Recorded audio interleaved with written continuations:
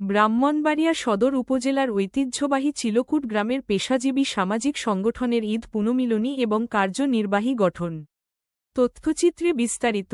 অদ্য শনিবার ৩০ মে ব্রাহ্মণবাড়িয়া সদর উপজেলার স্বনামধন্য শিক্ষাপ্রতিষ্ঠান চিলকুট উচ্চ বিদ্যালয়ে পেশাজীবী সামাজিক সংগঠন চিলকুট চাকুরিজীবী অ্যাসোসিয়েশন এর ঈদ পুনর্মিলনী ২০২৬ অনুষ্ঠিত হয়েছে।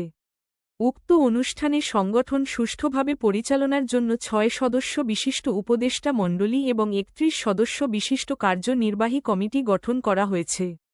পেশাগত জ্ঞান, অভিজ্ঞতা বিনিময়, পারস্পরিক সহযোগিতার মাধ্যমে সম্পর্ক উন্নয়ন এবং সামাজিক কল্যাণ এই লক্ষ্য এবং উদ্দেশ্যকে সামনে রেখে এই কমিটি গঠিত হয়েছে। ব্রাহ্মণবাড়িয়া পিটিআই এর সাবেক ইন্সট্রাক্টর আব্দুল আওয়ালকে প্রধান উপদেষ্টা এবং স্বাস্থ্য পরিদর্শক কামাল উদ্দিনকে উপদেষ্টা করে ৬ সদস্য বিশিষ্ট উপদেষ্টা মণ্ডলী গঠন করা হয়েছে।